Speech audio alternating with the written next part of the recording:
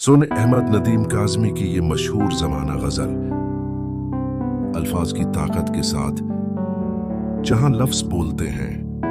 कौन कहता है कि मौत आई तो मर जाऊंगा, मैं तो दरिया हूं समंदर में उतर जाऊंगा। तेरा दर्द छोड़ के मैं और किधर जाऊंगा, घर में घर जाऊंगा, सहरा में बिखर जाऊंगा। तेरे पहलू से जो उठूंगा तो मुश्किल ये है, सिर्फ एक शख्स को पाऊंगा जिधर जाऊंगा। साया अबर की मानंद गुजर जाऊंगा, तेरा पैमाने वफा राह की दीवार बना। वरना सोचा था कि जब चाहूंगा मर जाऊंगा। चारा साजों से अलग है मेरा मयार कि मैं जख्म खाऊंगा तो कुछ और सवर जाऊंगा। अब तो खुर्शीद को गुजरे हुए सदियां गुजरे, अब उसे ढूंढने में ताबाए सहर जाऊंगा। जिंदगी शमा की मानंद जलाता हूं नदीम, बुझ तो जाऊंगा मगर सुबह तो कर जाऊंगा।